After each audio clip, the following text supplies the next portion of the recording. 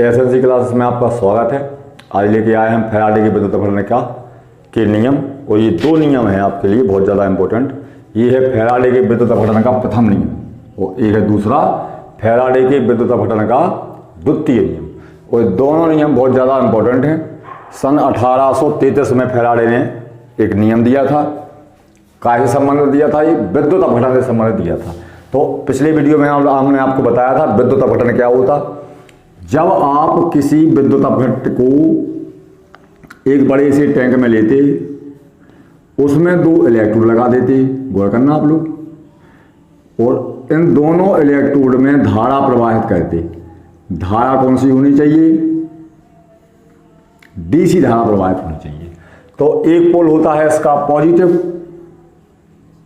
ठीक है, और एक पोल होता है नेगेटिव। आप पहले समझें तो पॉजिटिव पोल को बोलते हैं इसमें हम क्या? एनोड। ये ध्यान देना है आपको। पॉजिटिव पोल को बोलते हैं हम एनोड और नेगेटिव पोल को बोलते हैं हम कैथोड। इसमें उल्टा होता है जब हम धारा दे रहे हैं तो, ठीक है। धारा प्रवाहित करने पर कोई भी विद्युत अपघटन है वो धनायन ऋणायन में टूट जाता, ठीक है, कैटायन और एनायन में टूट जाता। जैसे आपने NaCl लिया तो NaCl टूट जाएगा Na पॉजिटिव आयन में प्लस Cl नेगेटिव आयन में। तो अब यहां पर नेगेटिव इलेक्ट्रोड कौन सा है? कैथोड। तो Na पॉजिटिव आयन क्या जाता है? नेगेटिव इलेक्ट्रोड के पास जाता है, और Cl नेगेटिव आयन जाता है एनोड के पास। अब होता क्या है कि जब ये दोनों आयन कैटायन कैथोड की ओर और एन आयन एनोड की ओर जाता है तो ये जो इलेक्ट्रोड है इलेक्ट्रोड पर मुक्त हो जाता है। मुक्त माने चिपक जाता है या जुड़ जाता है, ठीक है। इसे हम बोलते हैं कि इलेक्ट्रोड पर क्या हो रहा है? पदार्थ का जमाव हो रहा है या जमा हो रहा है, इंग्लिश में बोलते हैं हम डिपॉजिट हो रहा है। तो होता क्या है कि जैसे Cl नेगेटिव के पास एक एक्स्ट्रा इलेक्ट्रॉन है तो Cl नेगेटिव एक इलेक्ट्रॉन दान कर देता है, ये इलेक्ट्रॉन बाहर निकल जाता है, शून्य आवेश हो जाता है। तो ये क्लोरीन गैस, अब यहां पर ये क्लोरीन गैस है, ये क्रिया कौन से पे होगी? एनोड पे। सोडियम आयन क्या करेगा बेटा? सोडियम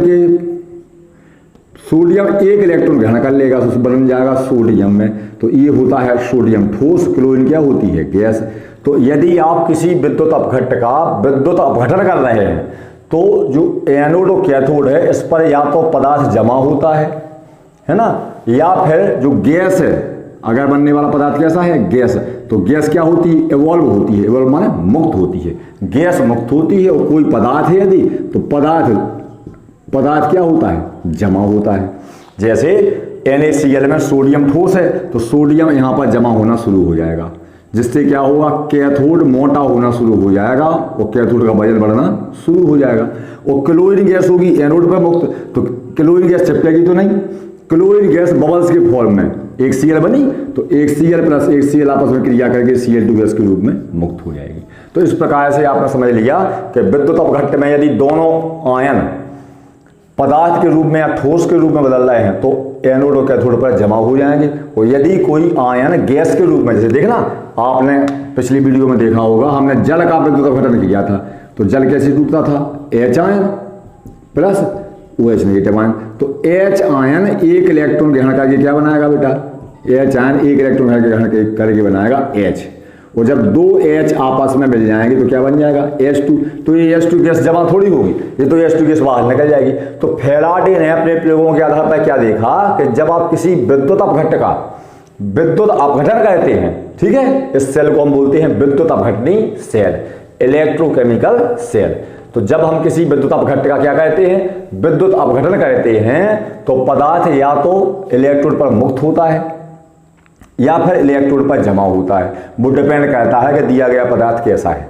जैसे अगर आप कहें कि HCl का यदि आप विद्युत अपघटन करें तो H में बदल जाएगा H2 गैस के रूप में, Cl बदल जाएगा Cl2 गैस के रूप में। तो या तो गैस मुक्त होगी या फिर पदार्थ जो है वो इलेक्ट्रोड पर जमा हो जाएगा। तो फैराडे ने जो नियम दिया उस नियम में ये कहा गया है कि यदि किसी विद्युत अपघटनी विलयन में आप क्या प्रवाहित कर रहे हैं? आवेश प्रवाहित कर रहे हैं, इसको हम बोल रहे हैं Q, है ना। Q आवेश प्रवाह कर रहे हैं या धारा प्रवाहित कर रहे हैं। आवेश प्रवाह की दर कहलाती है धारा, I बराबर होता है Q/T। तो वो ये बोल रहा है कि जितना ज्यादा आवेश यदि आप विद्युत अपघटन में प्रवाहित करेंगे, विद्युत अपघटन सेल में आवेश जितना ज्यादा प्रवाहित करेंगे पदार्थ जो मुक्त हो रहा है एनोड कैथोड पर उसकी मात्रा भी उसी अनुपात में होगी। माने यदि किसी विद्युत अपघटनी विलयन में हम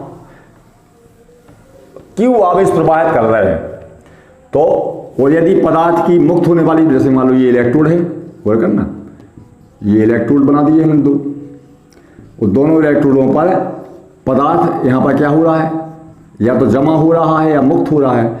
तो मुक्त होने वाले पदार्थ की मात्रा इलेक्ट्रोड में या सेल में, विद्युत अपघटनी सेल में प्रवाहित होने वाले आवेश के समानुपाती होता है, अर्थात W समानुपाती Q। समझ में आ गया होगा आपको। यदि आप ज्यादा आवेश प्रवाहित करेंगे तो पदार्थ ज्यादा मुक्त होगा। भाई ज्यादा करंट जाएगा तो पदार्थ जल्दी जल्दी मुक्त होगा, वो इलेक्ट्रोड मोटे होना शुरू हो जाएंगे। वो यदि बनने वाला पदार्थ गैस है तो गैस जल्दी जल्दी बाहर निकलेगी। इस प्रकार किसी इलेक्ट्रोड पर मुक्त होने वाले पदार्थ की मात्रा Q माने आवेश के समानुपाती होती है। अब बस आप इसको बराबर में लिखेंगे तो W इक्वल टू हो जाएगा ZQ। जहां Z क्या है, यहां पर लिखेंगे हम, जहां Z बराबर है विद्युत रासायनिक, हम परिभाषा लिख के बता रहे हैं आपको, जहां Z बराबर विद्युत रासायनिक तुल्यांक है, इसको हम इंग्लिश में बोलते इलेक्ट्रो केमिकल इक्विवेलेंट, शॉर्ट में इसको EC भी बोलते, इलेक्ट्रोकेमिकल इक्विवेलेंट है। तो अब आप फैराडे के विद्युत अपघटन का प्रथम नियम की जो परिभाषा है वो कैसे लिखेंगे, हम आपको परिभाषा लिख के बता रहे हैं और फिर आप इसको सूत्र लिख देंगे। तो इस प्रकार आप कैसी परिभाषित कर सकते हैं, किसी इलेक्ट्रोड पर मुक्त होने वाले पदार्थ की मात्रा, यदि ठोस है तो पदार्थ मुक्त होगा, किसी इलेक्ट्रोड पर मुक्त होने वाले पदार्थ की मात्रा या उत्पन्न होने वाली गैस की मात्रा, है ना, मान पदार्थ की मात्रा यहाँ पर डिपोजिट होगी या गैस एवॉल्व होगी, एवॉल्व माने निकल जाएगी, की मात्रा W विलयन में प्रवाहित, कौन से विलयन में, विद्युत अपघटनी विलयन में प्रवाहित होने वाले आवेश की समानुपाती होती है। कहने का मतलब होगा कि यदि आप ज्यादा आवेश प्रवाहित करेंगे विद्युत अपघटनी विलयन में तो पदार्थ की ज्यादा मात्रा डिपोजिट होगी, माने ज्यादा मात्रा में पदार्थ मुक्त होगा। तो W समानुपाती Q, जहां W मुक्त होने वाले पदार्थ की मात्रा है वो Q आवेश है। कई किताबों में W की जगह M लिख देते तो हो जाएगा M समानुपाती Q, घबराने की जरूरत नहीं है। जहां पर M क्या हो गई, मुक्त होने वाले पदार्थ की मात्रा, तो W बराबर हम समानुपाती का चिन्ह हटाएंगे तो ZQ, जहां Z एक नियतांक है जिसे विद्युत रासायनिक तुल्यांक कहते हैं, इसको हम परिभाषित करेंगे आगे, इंग्लिश में बोलते हैं इसको इलेक्ट्रोकेमिकल इक्विवेलेंट कहते हैं। ठीक है, अब आपने पढ़ा होगा आवेश प्रवाह की धारा कहलाती है I बराबर QIT, फिजिक्स में पढ़ेंगे आप, है ना। तो I बराबर QIT या Q बराबर लगा लेंगे बेटा, क्या हो जाएगा, Q बराबर हो जाएगा I इंटू टी। ठीक है, Q बराबर I इंटू टी, तो इसकी वैल्यू इसमें रख देंगे तो क्या बन जाएगा, W बराबर Z, अगर आप I को छोटा लिख दें तो चलो I बड़ा लगा रहे हैं तो ZIT, W बराबर ZIT, क्या आई थी, ZIT, ये बनेगा आपका फॉर्मूला, W बराबर ZIT, क्या आई थी, ZIT। तो यहाँ पर I क्या है, धारा है, T बराबर क्या है, समय है ना, I बराबर करंट, I बराबर धारा, T बराबर क्या है, समय। और समय का ऐसा ही पद्धति मात्रक होता है सेकंड। यदि सवाल लगाएं आप मिनट में दिया हो तो आप उसको सेकंड में कन्वर्ट कर देंगे। तो यदि आप इसको समीकरण एक मान लें, है ना, Z की परिभाषा यदि लिखनी हो जरूरत हो तो विद्युत रासायनिक तुल्यांक की परिभाषा क्या हो जाएगी, यदि I बराबर कितना ले लें हम, I बराबर ले लें 1 एम्पियर और T बराबर ले लें हम 1 सेकंड, इस समीकरण एक में रख दें तो क्या हो जाएगा, W बराबर Z। अर्थात यदि किसी विद्युत अपघटनी विलयन में 1 एम्पियर की धारा आप 1 सेकंड तक प्रवाहित करेंगे तो जितने पदार्थ की मात्रा मुक्त होगी उस पदार्थ की मात्रा को ही हम क्या बोलेंगे, विद्युत रासायनिक तुल्यांक कहेंगे। या फिर Q बराबर 1 कूलम, है ना, तो Q बराबर 1 रख देंगे तो Q बराबर 1 कूलम कब होता है, जब 1 एम्पियर की धारा 1 सेकंड तक प्रवाहित कहते हैं, तो जो आवेश की मात्रा होती है उसे 1 कूलम कहते हैं। तो 1 कूलम आवेश प्रवाहित करेंगे तो जितनी पदार्थ की मात्रा मुक्त होगी W, वो विद्युत रासायनिक तुल्यांक के बराबर होगी। माना कि यदि 5 ग्राम पदार्थ की मात्रा मुक्त हुई तो उसे ही हम क्या बोलेंगे, विद्युत रासायनिक तुल्यांक बोलेंगे। अब इसमें आपको हम ये आपको समझ में आ गया होगा, इतना ही आपको लिखना है ना। 2 नियम आते हैं, दोनों नियम कभी कभी पूछे जाते हैं, फिजिक्स में भी ये नियम है, आप फिजिक्स में भी इनको पढ़ सकते हैं। तो अब इसके बाद आता है क्या कि एक फॉर्मूला आप और लिख सकते हैं, इसमें हम आपको बता रहे हैं। अब इसको समझने के लिए, समझ तो पूरा रहे हैं, लिख चुके हैं इतना, 12th लेवल के लिए इतना बढ़िया है ना, इससे ज़्यादा नहीं। लेकिन न्यूमेरिकल के लिए आपको थोड़ी बहुत समझनी पड़ेगी बात को, कि इसका पुष्पर्ण करना पड़ेगा, तब आपको समझ में आएगा किस टाइप से क्या होता है। तो हम आपको बता रहे हैं, जैसे हमने अभी NaCl लिया था, तो Na धन आयन तो जाएगा नेगेटिव इलेक्ट्रोड की ओर मूव करेगा, यहाँ पर जुड़ेगा, और Cl ऋण आयन जाएगा, हमने अभी बताया था आपको, एनोड की ओर, क्योंकि इस पर कौन सा आवेश है, धनावेश। तो धनावेश से तो इलेक्ट्रोड की ओर भागेगा ऋण आयन, और ऋणावेश से तो इलेक्ट्रोड की ओर भागेगा धन आयन, ये तो होना ही है। अब आप ये बताओ कि Cl जो है, Cl पर नेगेटिव चार्ज है, इसका मतलब है कि Cl के पास एक इलेक्ट्रॉन एक्स्ट्रा है, तो Cl अपना एक इलेक्ट्रॉन खो देगा, किसको दे देगा, एनोड को दे देगा। और सोडियम जहां पर कैथोड के पास जाएगा, तो कैथोड में कौन सा चार्ज है, नेगेटिव चार्ज है, तो सोडियम कैथोड से एक इलेक्ट्रॉन ले लेगा, तभी तो मुक्त होगा। इसका मतलब ये हुआ कि Cl एक इलेक्ट्रॉन दान करेगा तो Cl माने क्लोरीन गैस में बदल जाएगा। तो अब ये हम बोलते इसको एक इलेक्ट्रॉन है, वास्तव में ये एक इलेक्ट्रॉन नहीं होता बेटा, ये कितना होता, 1 मोल इलेक्ट्रॉन। तो आप समझो कि 1 मोल क्लोरीन को एनोड पर मुक्त होने के लिए कितने इलेक्ट्रॉन चाहिए, 1 मोल इलेक्ट्रॉन चाहिए। और 1 मोल इलेक्ट्रॉन कितना आवेश ले जाएंगे, ये बात बहुत जरूरी है। अगर आप ये बात निकाल लेंगे कि 1 मोल इलेक्ट्रॉन के लिए कितना आवेश, तो आप देखो 1 इलेक्ट्रॉन का अगर आप आवेश निकालें तो 1.6 इंटू 10⁻⁻19 कूलम होता है 1 इलेक्ट्रॉन का आवेश। और 1 मोल में कितने इलेक्ट्रॉन होते हैं, 6.023 इंटू 10⁻23 इलेक्ट्रॉन होते हैं। तो आपने एक फॉर्मूला पढ़ा होगा फिर इसमें Q = Ne, माना टोटल 1 मोल इलेक्ट्रॉन कितना आवेश ले जाएंगे, तो 1 इलेक्ट्रॉन ले जाता है 1.6 इंटू 10⁻19 कूलम आवेश ले जाता है। कक्षा 11 में पढ़ा होगा आपने, 1 इलेक्ट्रॉन पर इतना आवेश होता है। तो ये फॉर्मूला बन जाएगा 1.6 इंटू 10⁻⁻90। तो 1 मोल कितना ले जाएंगे, तो 1 मोल का इसमें इंटू कर देंगे 6.023 इंटू 10⁻23। तो ये लगभग आ जाता है 96,500 कूलम। जब 1 मोल इलेक्ट्रॉन कितना आवेश ले जाएगा, ये हो गया 1 मोल इलेक्ट्रॉन का आवेश 96,500 कूलम। और फैराडे ने इस आवेश को 1 फैराडे माना था। कितना माना था, 1 फैराडे, शॉर्ट में लिखते हैं इसको 1F।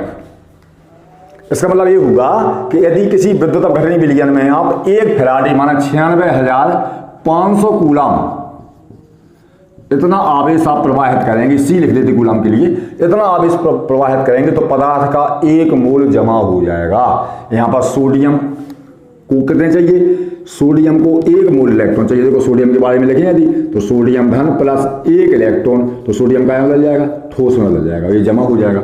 तो इसे भी कितना चाहिए, 1 मोल इलेक्ट्रॉन चाहिए। वो 1 मोल इलेक्ट्रॉन कितना आवेश ले जाते हैं, 96,500 कूलम आवेश ले जाते। तो आपको ये बात ध्यान देने योग्य है कि यदि किसी आयन पर एक ही ऋणावेश है, एक ही धनावेश है, तो उसे चाहिए कितने इलेक्ट्रॉन का आवेश चाहिए, 96,500 कूलम का चाहिए। हम लिखते हैं 1, लेकिन 1 को हम 1 मोल मानते हैं। अब देखना, जैसे कॉपर है, CuSO4 के विलयन का आपने क्या किया, विद्युत अपघटन किया, तो ये काय में टूट जाएगा, Cu पे 2 पॉजिटिव हो जाएगा, SO4 पे 2 नेगेटिव। पढ़ाइए सल्फेट पे 2 नेगेटिव होते हैं।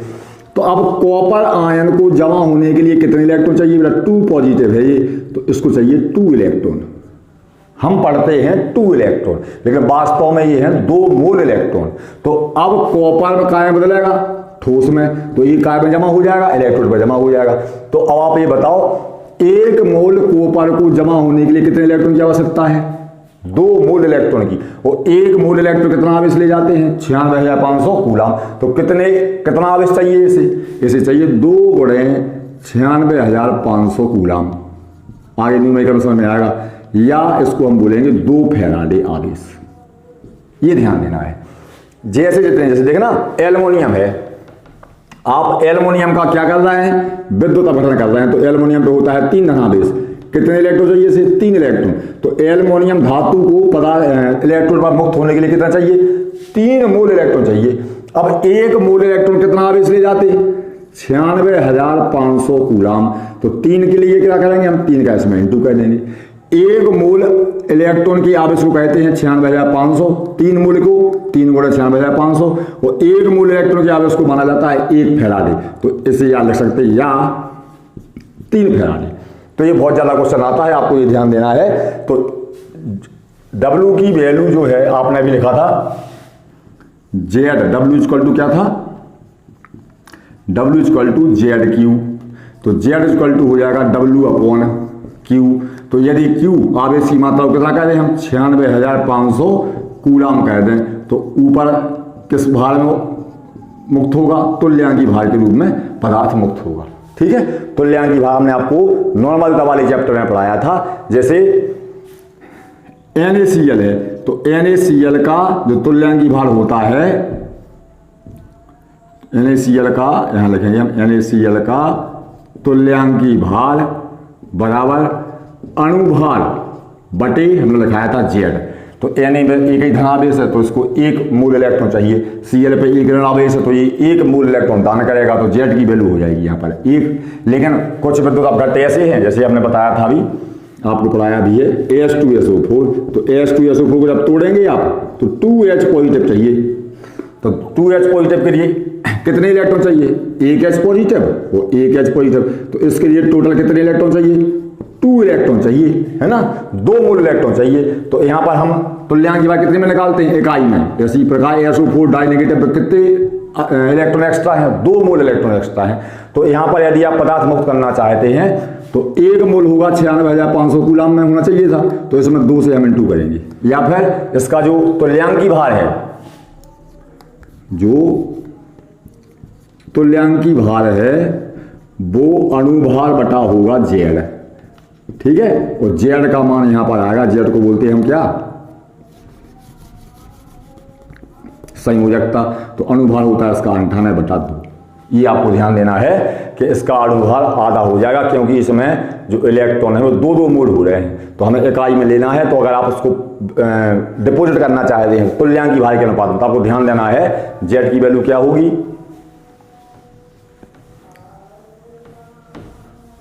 जेड की वैल्यू क्या हो जाएगी, जेड का एक फॉर्मूला और बन जाएगा, जेड का फॉर्मूला हो जाएगा तुल्यांकी भार बटा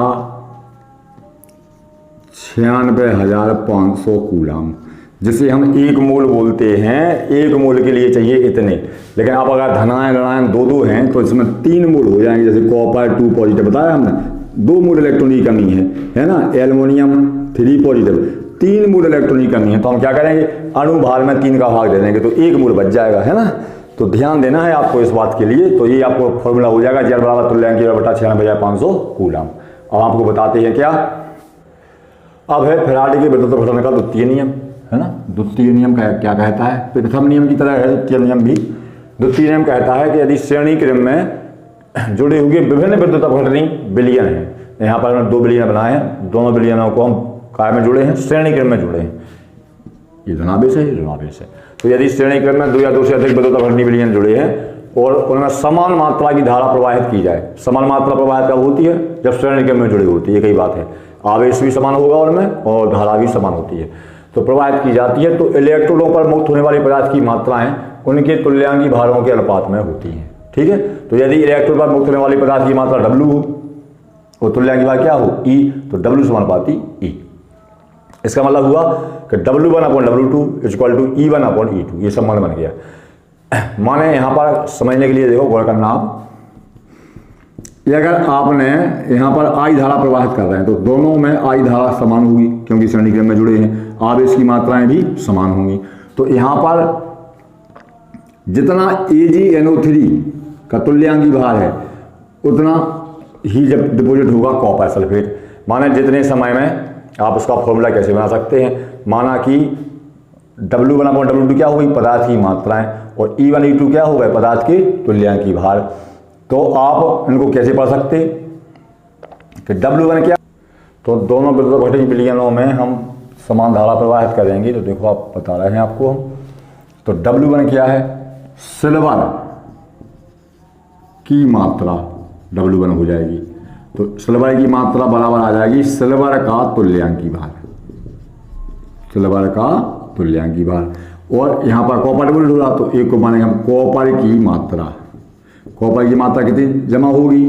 कॉपर की तुल्यांकी भार के अनुपात में, कॉपर का तुल्यांकी भार। ऐसा फॉर्मूला बन जाएगा।